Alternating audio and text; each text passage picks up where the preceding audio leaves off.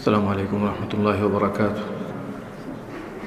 الحمد للہ رب العالمین والعاقبۃ للمتقین ولا عدوان الا علی الظالمین واشهد ان لا الہ الا اللہ وحدہ لا شریک لہ واشهد ان محمدا عبدہ ورسولہ.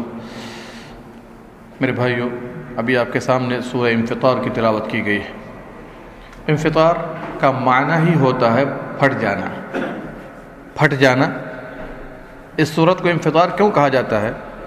اس لیے کہ اللہ سبحانہ و تعالیٰ نے قیامت کا ایسا نقشہ کھینچا ہے گویا کہ آپ قیامت کو اپنی آنکھوں سے دیکھ رہے ہیں. اور چھوٹی سی صورت ہے لیکن نہایت جامع گفتگو اللہ سبحانہ و تعالیٰ نے کی. آئیے سرسری طور پر 2-3 منٹ لوں گا، زیادہ نہیں لوں گا انشاءاللہ. اللہ فرماتا ہے اذا السماء انفطرت. یاد کرو اس وقت کو جب آسمان پھٹ جائے گا. کیوں یاد کرو؟ اس لیے کہ جب تم یاد کرو گے، اس کا احساس دل میں بیٹھاؤ گے تو آخرت کی تیاری کرو گے، قیامت کے دن کے لیے کچھ توشہ جمع کرو گے. اس کے بعد کیا فرمایا؟ آسمان تو پھٹ گیا، وَأَذِنَتْ إِذَا السَّمَاءُ انفطرت وَإِذَا الْكَوَاكِبُ انتَثَرَتْ. جب ستارے جھڑ جائیں گے. ستارے کتنے بڑے بڑے ستارے ہیں، اللہ اکبر. سب سارے ستارے جھڑ جائیں گے. اس کے بعد وَإِذَا الْبِحَارُ فُجِّرَتْ. جو دریا ہیں، دریا جاری کر دیا جائے گا، پانی اس کا بہہ رہا ہوگا. اور ایک بہت ساری آیات میں اللہ سبحانہ و تعالیٰ نے یہ بھی فرمایا ہے وَإِذَا الْبِحَارُ سُجِّرَتْ. دریا کے اندر آگ لگا دی جائے گی، آگ جل رہی ہوگی. اس کے بعد وَإِذَا الْقُبُورُ بُعْثِرَتْ. جب قبریں کھول دی جائیں گی، قبر میں جو لوگ بھی ہوں گے سب باہر نکل جائیں گے. دیکھ رہے ہیں، آسمان کی یہ حالت ہوئی، ستاروں کی یہ حالت ہوئی، دریا کی یہ حالت ہوئی، قبروں کی یہ حالت ہو گئی. اور آگے سنیے علمت نفس ما قدمت وآخرت. اللہ اکبر. تمام انسان کو، سارے نفوس کو یہ معلوم ہو جائے گا اس نے پہلے کیا توشہ جمع کیا تھا، کیا عمل کیا تھا، اور بعد میں کیا عمل کیا ہے مرنے سے پہلے. تو ماضی میں، قریب میں اور مستقبل میں اس نے کیا بھیجا ہے، نیک اعمال کا ذخیرہ اس نے کیا جمع کیا، رب سے ملاقات کے لیے اس نے کون سی تیاری کی، سارے لوگوں کو بتا دیا جائے گا. اس لیے پیارے نبی صلی اللہ علیہ وسلم جب ان صورتوں کی تلاوت کرتے، اللہ اکبر، رونا شروع کر دیتے تھے. اور اسی لیے ایک روایت میں ہے کہ سورہ ہود اور ان کی بہنوں نے مجھے بوڑھا کر دیا.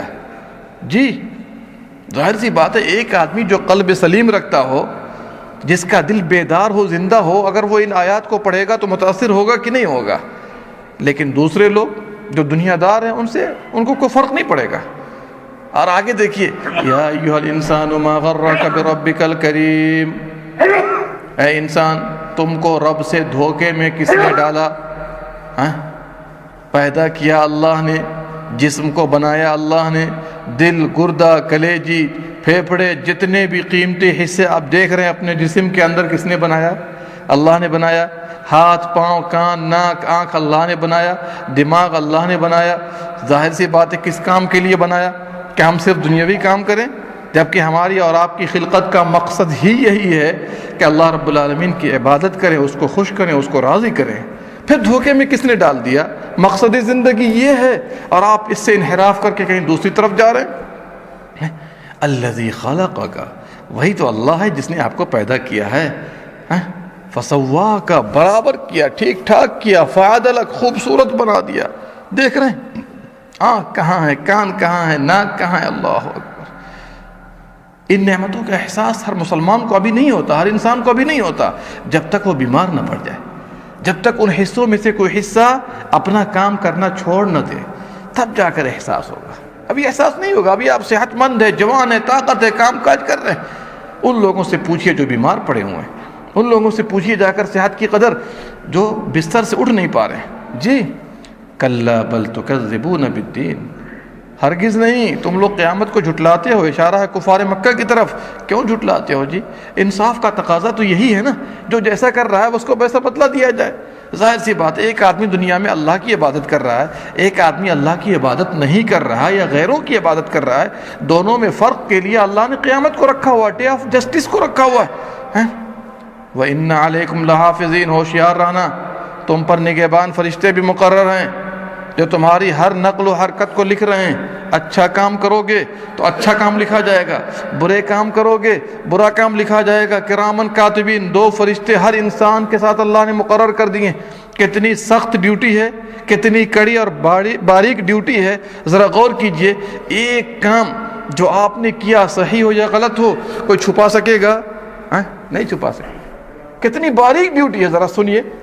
سبحان اللہ، ہم تو بھول جائیں گے کر کے برائی، لیکن اللہ تعالیٰ احصاہ اللہ ونسوہ، اللہ نے تو شمار کر لیا ہے، کاؤنٹ کر لیا، ہم بھول گئے اس کو۔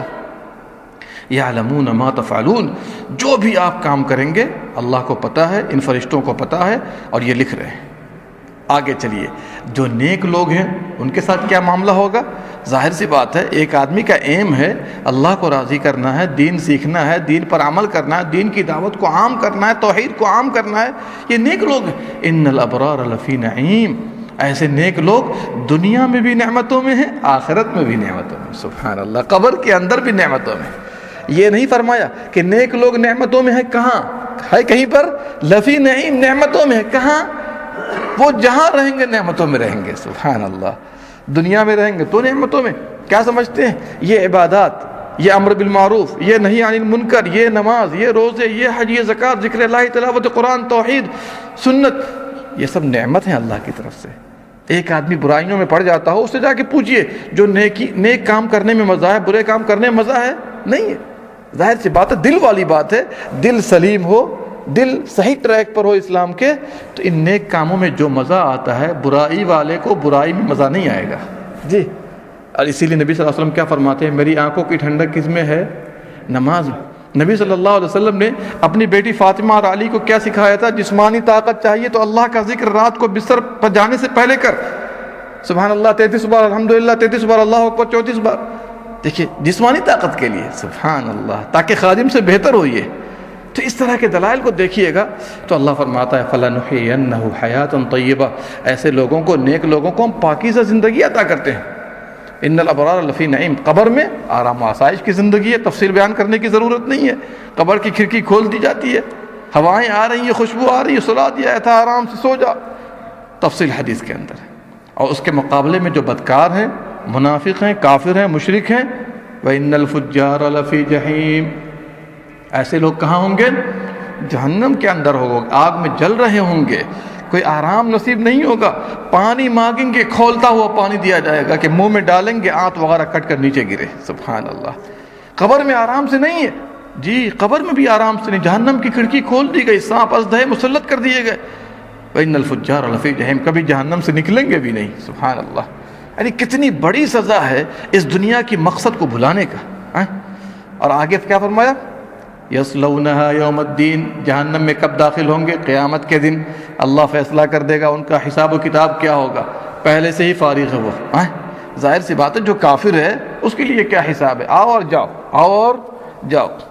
وما ہم عنہا بغائبین، ظاہر سی بات ہے، اس سے وہ غائب نہیں ہوں گے، اس سے ہٹائے نہیں جائیں گے۔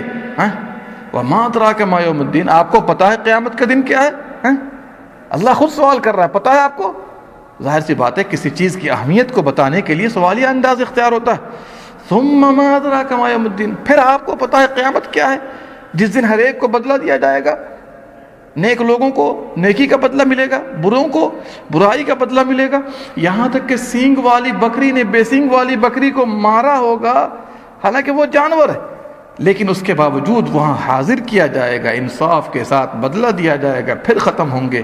جب یہ معاملہ جانوروں کا ہے تو انسانوں کا کیا ہوگا، اور پھر مسلمانوں کا کیا ہوگا؟ آپ اندازہ لگا سکتے ہیں۔ یوم لا تملک نفس لنفس شیئا، اس دن کوئی بھی کسی کے کام نہیں آئے گا، کوئی جان کسی کا مالک نہیں ہوگا۔ والامر یومئذ للہ، سارے اختیارات، سارے آرڈر کس کے ہاتھ میں ہوں گے؟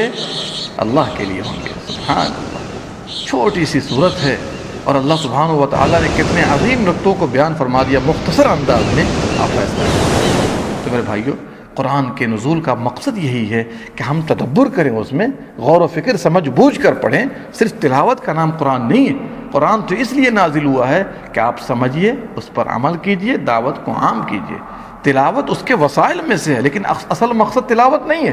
اصل مقصد تدبر ہے، اس کو فہم ہے، اس پر عمل کرنا ہے، اس کی دعوت کو عام کرنا. یہ قانون دستور حیات ہے ہمارے لیے. لہٰذا پڑھنے کے ساتھ اس کو سمجھنے کے بھی ہم سارے لوگ کوشش کریں. اللہ سبحانہ و تعالی ہم تمام لوگوں کو کہنے سننے سے زیادہ عمل کرنے کی توفیق دے. جب تک دنیا میں زندہ رکھے، اسلام پر قائم رکھے، جب دنیا سے رخصت کرے ایمان پر. آمین یا رب العالمین. اللہم صلی علی نبینا محمد وعلی آلہ وصحبہ اجمعین.